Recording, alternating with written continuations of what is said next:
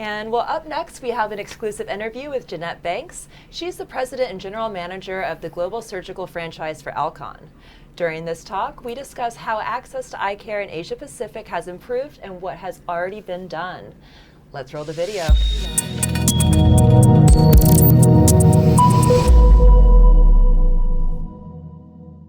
Jeannette, welcome to Mice TV. Thanks for joining us. Thanks, Matt. Such a pleasure. Good to see you. Good to see you. Well, just to get right into it, Jeannette, Alcon has some marvelous products, from advanced presbyopia-correcting IOLs to visualization devices like Ingenuity. Now, do you believe innovations like these will trickle down eventually to support the developing world, even if the average patient today can't afford them? Absolutely, Matt. We do have a wide portfolio, and we have a segment of premium products that we offer. You spoke to presbyopia-correcting IOLs. But we take the same accountability around our portfolio and say, how do we actually create a bigger footprint? Is if you were questioning me and saying, what's Alcon really known for? In the OR, it's phaco development. We've been able, through a legacy of programs and products, be able to take what was a legacy strong point of the company and put it into a solution. We call it Legion, a portable system that we can deploy around the world. And it's economically feasible to all populations. There's premium market segments and there are mid or lower tier market segments. And I think Alcon's trying to address those. Well, we've heard that Alcon was the first mover to the ophthalmology market here in Vietnam well over a decade ago. And in fact, many independent distributors here initially learned the ropes at Alcon. So what is it about the company culture itself that trains people so well to then move ahead with their careers in ophthalmology, wherever that may lead? We have a pretty long legacy of development and training capabilities at the company. We understand that as brilliant as we make physicians in their surgical capabilities, the better we can actually serve patients. And so I'm sure you're aware of our phaco development program. We were able to get to almost 5,000 physicians in Asia Pacific to be able to train them. That really equated to over 7 million people having procedures performed in that part of the world. Is we just came out with a virtual reality capability. We're actually training physicians both in person, but virtually. We're using Oculus headsets and we're placing them into a virtual OR. And we've done development to actually teach them through haptics to do the surgery. And you can actually have a remote specialist around the world in your surgical OR with you, training you. Orbis is an important partner for our CAKE PIE Expo 2.0 in Da Nang, Vietnam, where this episode of Mice TV is being broadcast. Now, Orbis also is an important partner of the Alcon Foundation. So how does the Alcon Foundation go beyond commercial efforts to battle avoidable blindness and other issues like it worldwide? So from a contribution perspective, we have two different ways. So Alcon Foundation is the monetary. We give a large amount of monetary donation to enable that. But also from a CARES perspective, our donation, we're able to provide product in a large volume free to Orbis to be able to do the surgeries around the world. We talked about Legion on the first question, a portable solution to phaco. We have a 100 mission where we donated 100 pieces of equipment into emerging markets to be able to expand phaco capabilities. Well, meanwhile, Vietnam has roughly 200 million eyes to treat, and yet in a recent market scope categorization of the global presbyopia population, after addressing the US, Western Europe, Japan, other wealthy nations, China, India, and Latin America, Vietnam fell into a rest of the world category. Now, I imagine Vietnam falls into a rest of the world category for many companies, but it does not for Alcon, where, as I mentioned, it was a first mover. But overall, how do you think the world's ophthalmic attention can shift, practically speaking, from the US and Europe to the needs of emerging markets in Asia Pacific a little bit more quickly?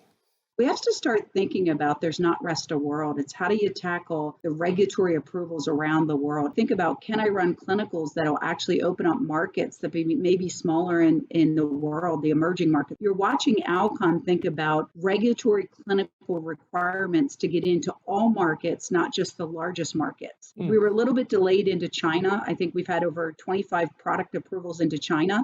And if you really think about it, CFDA has mirrored some of the FDA requirements. There's subtle differences in commercially becoming available in some of these smaller markets, Hong Kong, Malaysia, Vietnam, etc. But if you're really strategic in nature, you hit both the large markets and the smaller emerging markets. because you're thinking about a commercial strategy and regulatory strategy that allows everybody to get their products. So people need to be thinking about the world in scope, not just your largest markets, because you're missing some of them. Well, if we turn to India, in 2021, the global ophthalmic market procedure volume was 14% in India, but that also only accounted for 3.2% of global ophthalmic procedure revenue. I can't help but think that makes India a country that could be commercially vulnerable given the challenges in revenue there, but at the same time, it could be an undervalued opportunity to figure out how to serve that population better. So, how do you view the challenge of developing ophthalmology further in India? Can you, by volume as well as affordability, think about a different way? Do you take first generation technologies? Can you make them more cost effective through manufacturing technology? And if that is the case, like we've done with our phaco development, can we bring portable solutions, implantable solutions that become more cost effective? Because you're right, Matt, it's probably one of the countries that has the largest population that's going to rely on us, and they shouldn't go blind because of affordability. So we're thinking about, where do we place manufacturing? Do we have capability to reduce our own cost of goods to support the greater economic challenges around the world? We've been in India for a while, but we were a premier company that's starting to think about taking that premium technology and bringing an affordable phaco custom pack monofocal offering to be able to support the whole world. And yes, it's an important market and growing for the company. Yeah, I was reading the other day that, the Fred Hollows Association really helped to introduce eye care in Vietnam in the early 90s. I mean, in terms of ophthalmology, as you're talking about the 2000s, these are all early territories still for the advancement of ophthalmic care. And it's great to hear you talk about it. You can't take the American or European way of doing practices or practice management. And when you start to think about that, that's when you start to frame up what is the solutions, or solutions plural, that we need to come up with. Portability, affordability. When you start thinking about that, you can play effectively into a mid-tier segment, but you can't take your premium offerings and think that everybody has the same surgical ORs in the US as they do in Europe and have that luxury.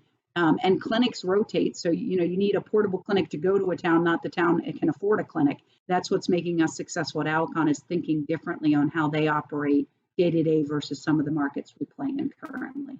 Very good. Well, the biggest ophthalmology shows in the world still happen in America and Europe, and yet Asia Pacific often accounts for greater growth. Do you think a shift will ever happen such that Asia Pacific hosts the largest shows in ophthalmology? Absolutely. As you start to see large industry players like us, like some of our peers, come into that region, you will see higher presence. There's a larger amount of hyperopes in that area, presence of myopia. You think about China, they've named it the third most important thing to try to tackle in China because of what's happening there. You will see a time when all the large companies, I talked about the number of filings we did, as we start to increase our presence, you will also see APAC become a very large focus for all large players in ophthalmology. Over time, I've noticed through my personal relationships that many of those that work in our field care very much about healthcare. So do you have any personal stories that translate well to caring about the underserved or at the margins of our society in terms of their vision? At the core of my foundation, I came from very humble beginnings. So at the core of my foundation is, you'll watch me always put a hashtag pay forward. Myself, my husband, my children have a deep-rooted philosophy that we were blessed to be where we are. I'm very involved in ASCRS's foundation, both from a professional, but also personal donation, being able to do eye care in South Africa. We both do it personally, from a physical, go visit, help, scrub in. I can't actually do the procedure, not MD, to actually ensuring that the Holland Foundation, my husband and I were just in California supporting Ed Holland on his need to start a foundation, because we're taking young kids. It was a young boy that we saw that would have needed a corneal transplant and can't afford it. So the last that I'm probably passionate about is paying forward to scientists, young females, underserved minorities. My husband and I personally donate, help support 2 African-American females going after being an engineer, STEM background. So we're both trying to help the patient personally, professionally, time, money, and energy, to actually putting people into college that are going to study and help the world be a better place from an innovation perspective. It's all I know, because in my lifetime, People have been gracious enough to give to me from the humble beginnings I came from. So I have a hashtag pay for mentality. It's who I am and it's all that I know. So I smile because it goes to the core of who I am. Well, Jeanette, you've been the perfect guest here today, sharing with us about Asia Pacific, Africa, the Americas and beyond. And we're so blessed to have you. Thank you very much for joining and sharing with us on this inaugural series of MICE TV. Thanks, Matt. Such a pleasure. And thank you for what you're doing around the world to better eye care.